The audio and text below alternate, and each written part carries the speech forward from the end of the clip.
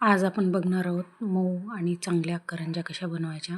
इथे मी 2 वाटी मैदा चाळून घेतला आहे। त्यात मीठ आणि 2 चमचे साजूक तूप टाकून त्याचा घट्टसर चांगला गोळा मळून घेतला आहे। गोळा मळून घेतल्यानंतर ते पीठ झाकून मुरत ठेवायचं आहे।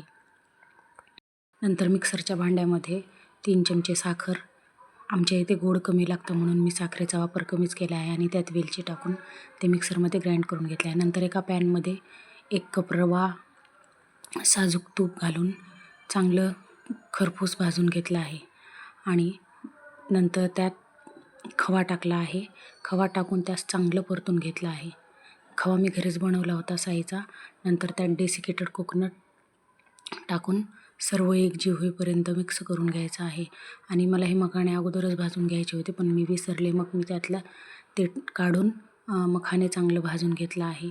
आणि आपण रवा, खवा, डेसिकेटेड कोकोनट या सर्वांमध्ये काजू, बदाम, पिस्ता इत्यादी ड्रायफ्रूट्स कट करून टाकले आहेत। आणि नंतर मी मखाणे मिक्सरमध्ये काढून त्या सर्व मिश्रणामध्ये मिक्स करून हे आपण चांगल्या प्रकारे मिक्स करून एक चांगलं सारण भरून घेतलं आहे। नंतर त्यात जायफळ किसून घातली आहे, आणि हे आपल्या करंजीसाठी सारण तयार आहे। नंतर पिठाचा गोळा मऊ झाला, अगदी सैलसर झाला आहे। त्यास अजून परत एकदा चांगलं मळून घेऊन मी त्याचे गोळे करून ठेवले आहेत, आणि ते एकदम मऊ असल्यामुळे गोळे पण बनायला अगदी सोपं जातं।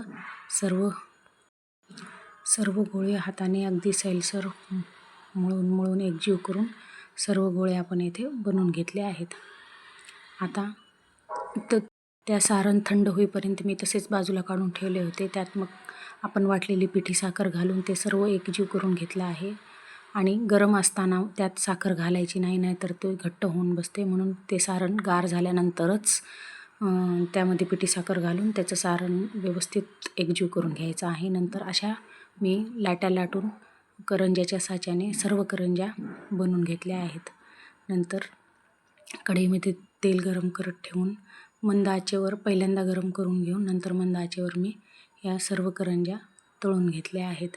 करंज्या अगदी पांढऱ्या ठेवायच्या, लालसर होऊ द्यायच्या नाहीत।